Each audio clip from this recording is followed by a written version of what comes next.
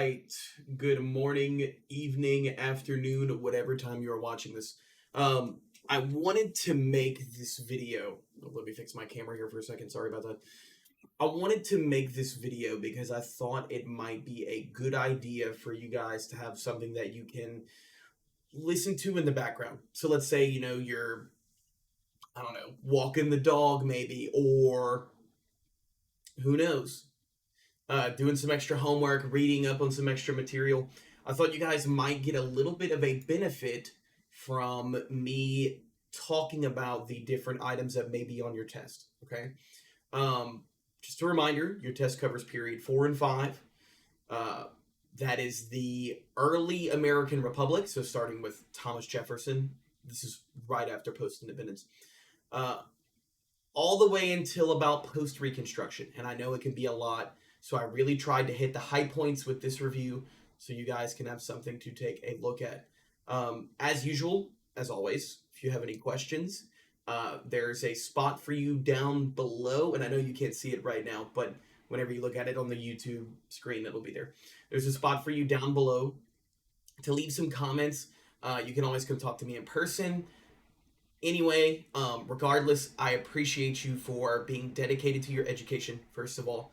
Second of all, I really appreciate you guys going out of your way to watch this, and I appreciate you giving me your all in class. I know the time period before Christmas break is a little wild, and it can kind of be a little bit of a drag, but you guys have been great.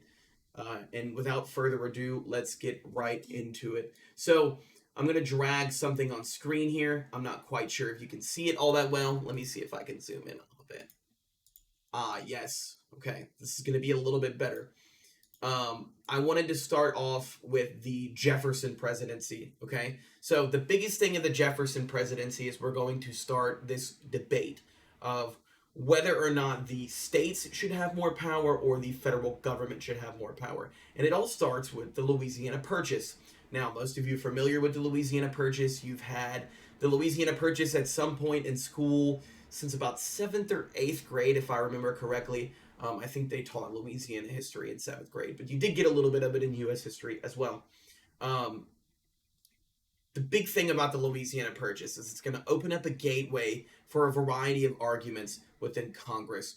The land is purchased initially for two reasons. One, it doubles the size of the United States, okay? Obviously, it's the area from South Louisiana all the way up towards Minnesota and through the middle of the United States, kind of. Jefferson saw this as an opportunity to expand exponentially. Remember, we purchased it from France. France was more than willing to get rid of it because of the Napoleonic Wars. Napoleon was in some serious debt trouble, so he decided, why not? Might as well get rid of it, right? Along with that, Jefferson had this idea where he thought it might be a good idea to purchase it to secure the agricultural future of the United States, along with encouraging movement westward, okay? If you guys remember, at this time, there was a big debate between Jefferson and Alexander Hamilton as to whether or not the United States should be industrialist or an agrarian state, okay? So, it's going to bring up some problems, okay? Of course, you have the Native American issue. We're going to revisit that whenever we talk about Jackson. A lot of Native Americans lived on this land, and I think you guys are probably already aware of how the whole Native American process goes down. Ultimately, the Trail of Tears ends up happening, and we kind of move Native Americans by the wayside, but that's something that we're going to dial back to later. Along with that, we have this argument of strict versus loose construction, and I've talked to you guys about strict versus loose construction often. Strict versus loose construction essentially breaks down to how you interpret the Constitution. Do you interpret it word by word, and you take it literally, as the phrase goes, or do you think there's room for it to be interpreted? Okay, meaning it doesn't have to necessarily be word by word or phrase by phrase, but there's some wiggle room, right? And we can add some stuff and change some stuff. So that's going to start with the Louisiana Purchase. Moving on. Oh, by the way, sorry about this. I'm reviewing everything by president. So start off with Jefferson, Madison, Monroe, Quincy Adams, Jackson, Polk, Pierce, Buchanan, Lincoln, and then Andrew Johnson, ending with Ulysses S. Grant, because the passage of the 15th Amendment doesn't happen until Ulysses S. Grant takes office. Excuse me. So, next, the other big topic of Jefferson's presidency is Henry Clay's American system. Originally, Henry Clay's American system is an idea by the then congressman. I think he was a congressman, if I remember correctly. He was a congressman and eventually a Secretary of State. Clay's plan, scratch that, he was a Secretary of State. Clay's plan was to create a national economy, okay? Clay is very much on the side of Andrew Hamilton, okay, with the idea, or Alexander Hamilton, sorry. My brain's all kind of messed up. It's been a long day. So on the side of Alexander Hamilton regarding the idea that we should have somewhat of a national economy and it should be protected, okay? All of that spearheads in a three-pronged attack. First, it's protective tariffs, okay? He wants to ensure American manufacturing first, okay? There was a lot of debate over whether we should trade with Britain and France regarding, we just got out of a revolutionary war with Britain, so we didn't quite know if that's something that we should dip our toes into, as the saying goes. Along with the second part of the three-pronged plan is a national bank, okay? And this national bank is going to cause a lot of drama, especially with the Jackson presidency as it comes out, because he vetoes the bank and some declare it unconstitutional. We'll get there, okay? Along with the third part of it was improvements to U.S. infrastructure, okay? With the newly acquired Louisiana Purchase, he wanted to open up a national trade alliance. Not necessarily an alliance, but a trade system, okay? Where he wanted to use the Louisiana Purchase, the Mississippi River, as a way to create a way for the United States to trade south to north, okay? And that expounds upon whenever we talk about the cotton gin and the Industrial Revolution and the market revolution, but it all starts with Henry Clay.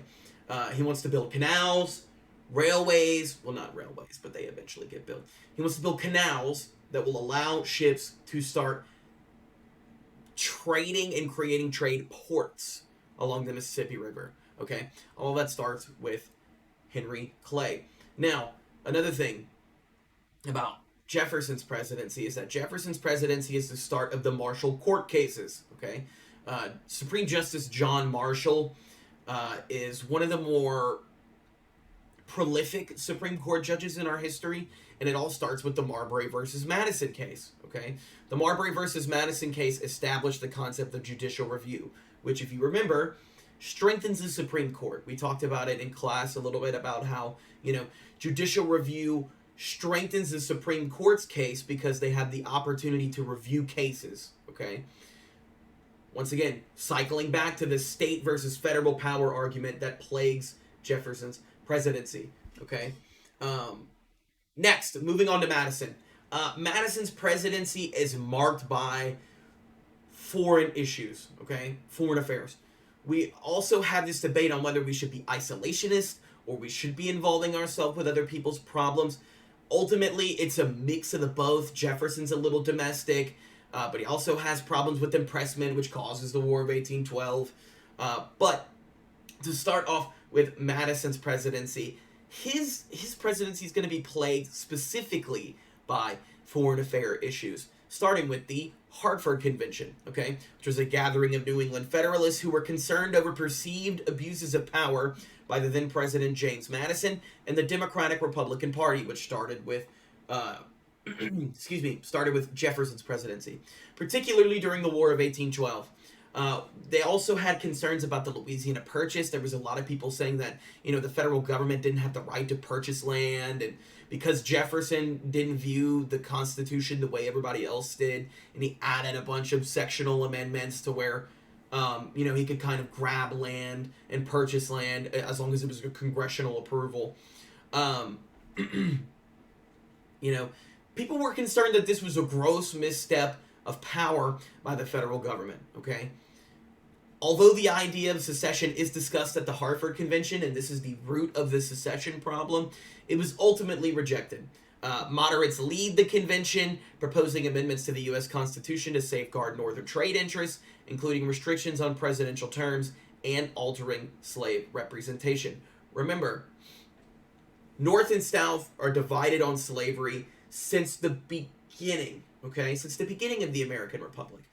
George Washington even talks about slavery a little bit, but that was the last period, and we addressed that last period, okay? So, the War of 1812 was a military conflict fought between the United States and Great Britain from 1812 to 1815. This war was sparked by a variety of issues, including British interference with American trade and the oppressment of American sailors by the British Navy. The war was marked by several significant military engagements, including the Battle of Lake Erie and the Battle of New Orleans. The Battle of New Orleans is the one where Andrew Jackson gets his claim to fame. You remember the song I played you in class in 1814? We took a little trip. It's cute. Okay, we'll go with that. It's cute. But it does serve an excellent purpose in telling the story. Okay, this is where Andrew Jackson starts. Okay, he's a general at the Battle of New Orleans, and he's going to gain a lot of military fame from this one exact altercation. The war ends up ending with the signing of the Treaty of Ghent in 1815, and it sparks the era of good feelings, which is the beginning of Monroe's presidency. Now, Monroe is I don't want to say lackluster, because his only real big, his only two real big involvements, let's not say involvements, let's say developments during his presidency were the era of good feelings. You know, this is the period where it follows the Jeffersonian presidency and was marked by a sense of nationalism and patriotism. The dominant political parties during the time were the Federalists, who favored a strong federal government, and the Democratic Republicans, who supported a more limited government. Once again, showing that debate between state versus federal power, okay? The time period sees the decline of the Federalist Party, leaving the Democratic Republicans as the only true political party, which is interesting, because this is one of the only time periods in which we have one-party system, or we have a one-party system, okay? To continue the Marshall Court decisions, we have McCulloch versus Maryland. In an 1816, President James Madison and Congress chartered the Second Bank of the United States to help deal with debt incurred by the federal government during the War of 1812, right? I'm sure we all know by this point, every war the United States engages himself in, and war in general is a really costly engagement, so we have to figure out a way to handle debt, right?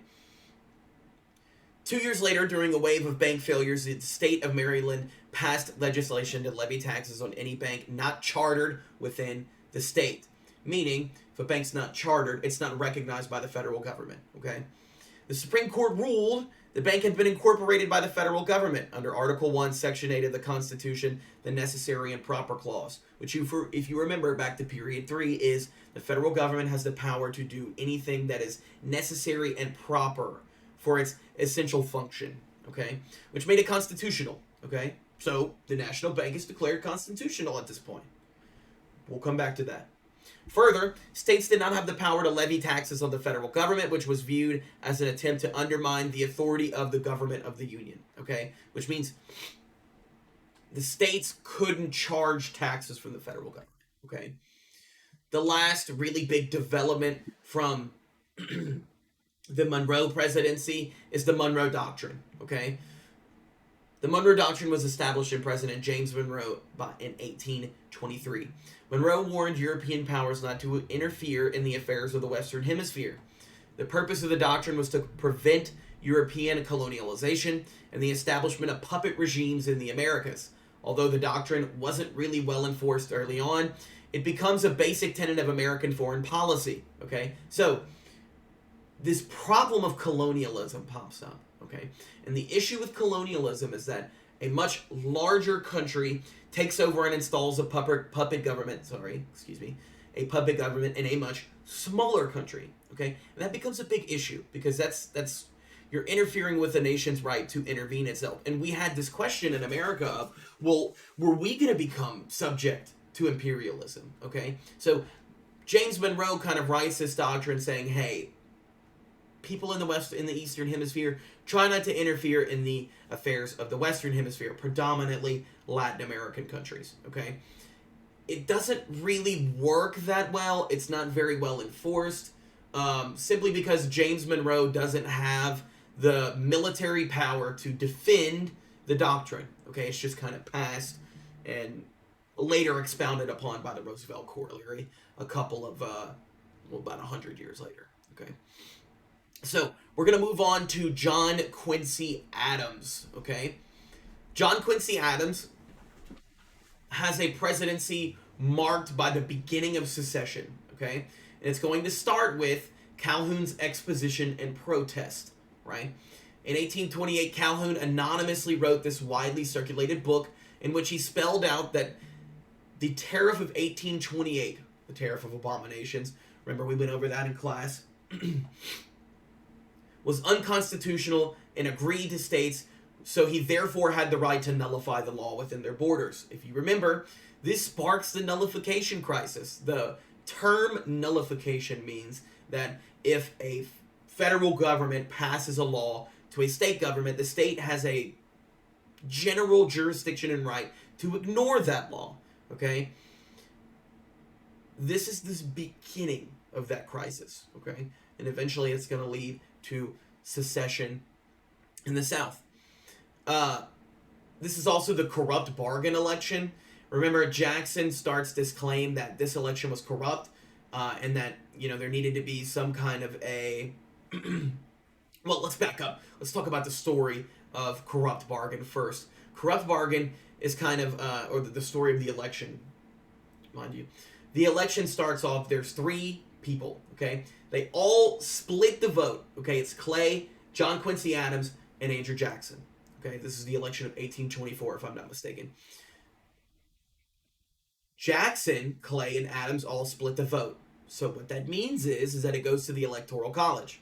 Well, the Electoral College picked John Quincy Adams.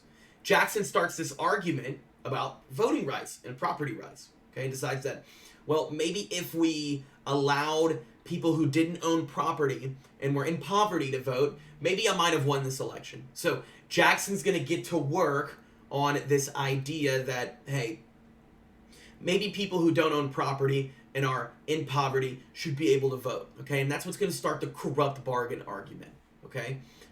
That should be on your topics to know for period 4, if I'm not mistaken, if you remember reading about that.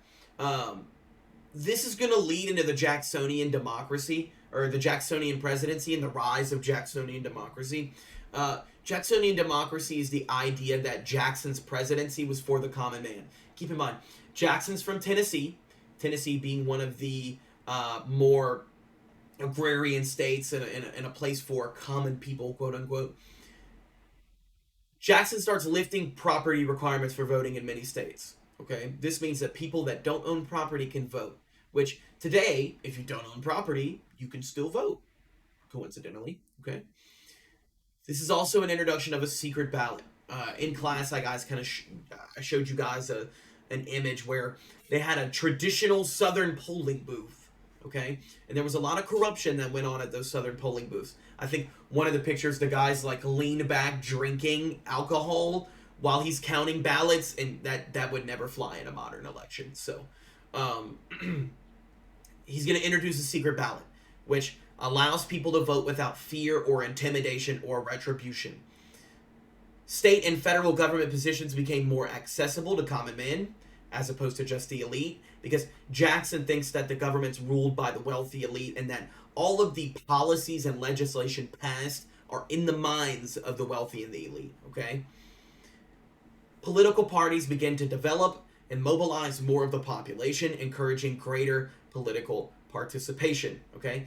This is where the rise of the two-party system that remains in America starts. Now, that's not to say that the political parties' positions don't flip, because they do. Democrats go to Republicans, Republicans go to Democrats, one starts off as conservative, one starts off as liberal, and the things flip-flop. It's a whole long debacle, but I'll have another resource for that, okay? Another thing that kind of plagues Jackson's presidency is the veto of the National Bank. If you remember earlier, excuse me, during the Monroe presidency, when McCulloch versus Maryland gets passed, the National Bank is declared constitutional, okay? But with the establishment of judicial review, it's able to be brought up again, okay?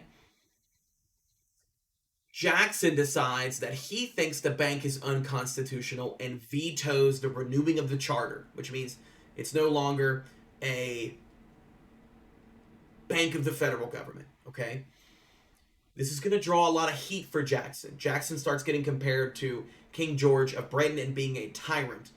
In fact, there's a popular political cartoon about it where he's like dressed in a robe.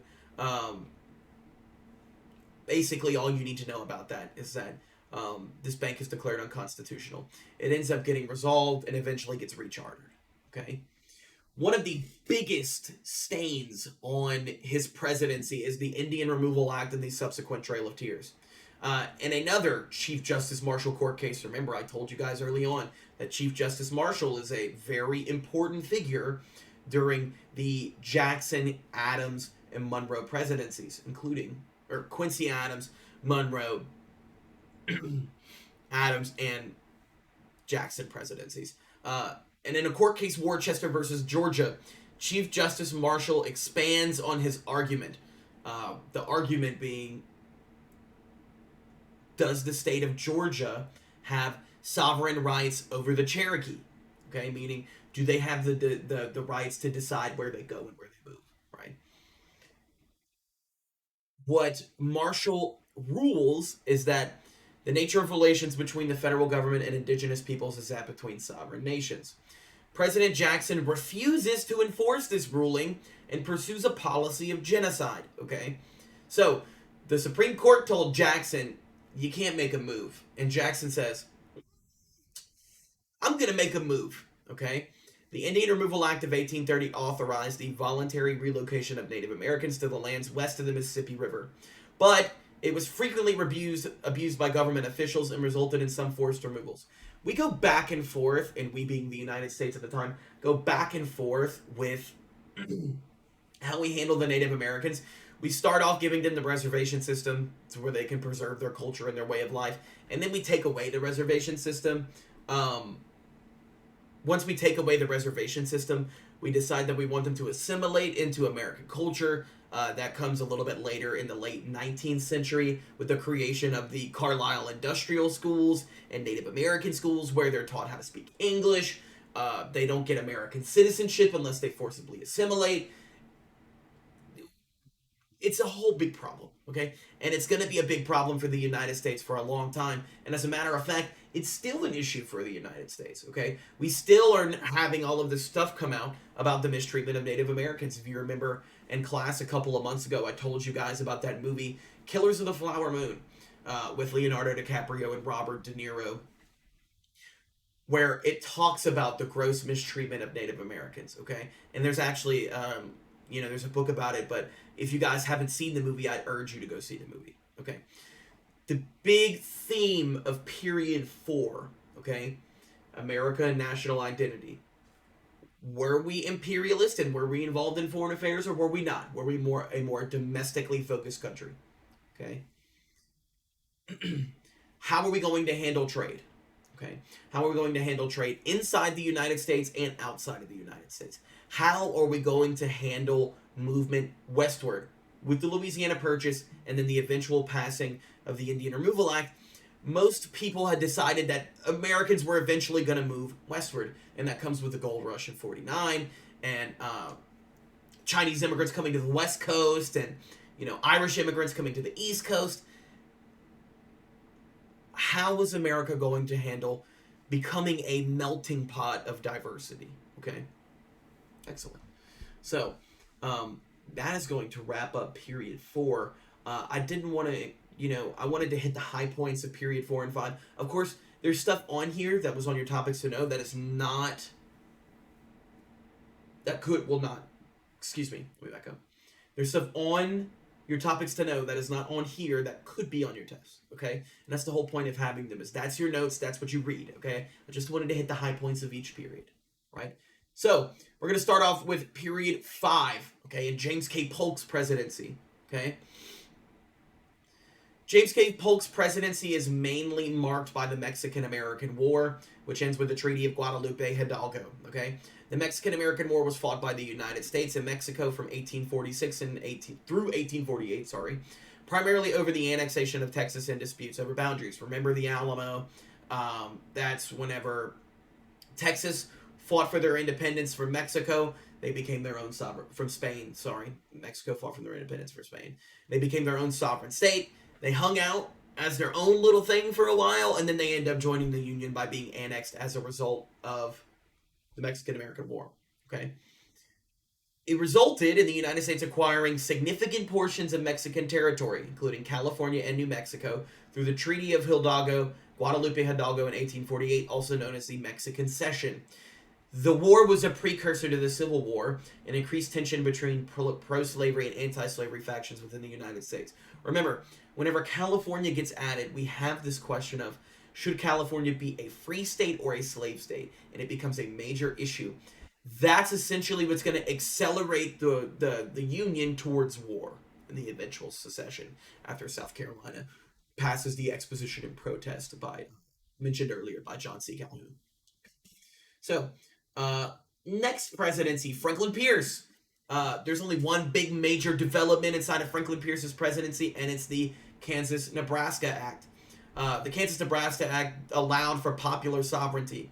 If you remember, popular sovereignty, let me fix this here, sorry about that, guys. If you remember, popular sovereignty was the plan devised by Stephen Douglas, who is the running, or the counterpart to Lincoln in the 1860 election. So, Kansas and Nebraska get added to the Union, okay? Stephen Douglas decides, well, it should be the people who live in those, it should be those people who live in those territories that get to decide how slavery is addressed, okay? Remember, slavery is the biggest issue of this time period, right? And so we need to figure out a way to take care of it, okay? And so these laws get passed, or the act gets passed, and it's going to be the most inflammatory act of the time period. This is where Bleeding Kansas comes from. If you remember what Bleeding Kansas comes from, it's essentially the mini civil war inside of Kansas. You have pro-slavery and anti-slavery advocates living in the same state, and obviously that's going to cause some issue, okay? It also overturns the Missouri Compromise, which the Missouri Compromise starts the Mason-Dixon line. Mason-Dixon line runs through the middle of the United States, and anything below the Mason-Dixon line is considered a slave state. Anything above the Mason-Dixon line is considered a free state, right? So that's going to spark a whole bunch of issues because it's something that Congress had agreed on in the past. And now we're just going to go back and repeal that, okay? And most Southerners had gotten used to the Missouri Compromise. Everybody was happy. It allowed the South states to practice slavery, the Southern states to practice slavery. It allowed the Northern states to practice abolitionism. But with Stephen Douglas passing the Kansas-Nebraska Act, it's going to kind of on the Missouri Compromise, okay, so to speak, right?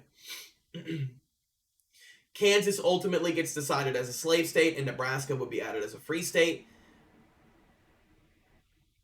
That's going to cause a lot of issues. You know, many in the North get upset that the Missouri Compromise gets overturned because a lot of people feel like, hey, that's like, you're kind of playing with fire there, okay? It eventually helps lead to the creation of the Republican Party, okay, which is going to be headed by none other than Abraham Lincoln, okay? Next, James Buchanan, Dred Scott versus Sanford. This is a switching of Chief Justice Marshall to Chief Justice Roger Taney, okay? Dred Scott versus Sanford is an opinion issued by the United States Supreme Court that protected slavery by ruling Congress did not have the power to prohibit the practice of slavery in any territory. Further, the opinion of the court said enslaved people were property and could not be citizens of the United States. This is a big deal. It's going to push South Carolina to secede, which starts the Civil War and the creation of the Confederacy, led by none other than Jefferson Davis. Okay. Lincoln, Johnson, and Grant are the big presidents of this time period. Lincoln, because he's the president during the Civil War, okay? You know, the Civil War kind of goes in the South's favor at first, okay? They win a couple of battles here and there. But After the Anaconda Plan is executed and the North realizes that they have an industrial foothold over the South, things start turning. The tide starts turning, okay? And the North starts winning. And with the North winning, Lincoln gets to make the decisions for how the South is handled. What he decides is to pass the Emancipation Proclamation, okay? I want to be very clear that the Emancipation Proclamation does free slaves, but that's not its intention. Its intention is to rally the morale towards eventual abolition, okay? And the complete abolishing of slavery, okay? Critics were quick to note that the executive order freed few, if any, slaves, since it only applied to areas in rebellion where the government had no effective authority, okay? It's the South. The United States doesn't rule over the South, or the Union doesn't rule over the South. They had no authority to execute that action, okay? Although applauded by many abolitionists, the document did not go far enough to appease others who had been clamoring for blanket emancipation since before the beginning of the Civil War. So Lincoln is going to satisfy some, but not all. He doesn't technically abolish slavery before his assassination and the eventual start of Reconstruction. One thing that is a big part of his presidency is the creation of the Republican Party, right? So he's going to start the Republican Party. Douglas heads the Democratic Party. They go at it at the Lincoln-Douglas debates, which, if you remember from your hexagonal thinking activity, was all about slavery and popular sovereignty, okay? Here's the big guy, okay? Andrew Johnson. This is the guy who handles radical Reconstruction. Andrew Johnson's kind of thrust into an odd position, okay? If you remember, Andrew Johnson is Lincoln's VP, okay?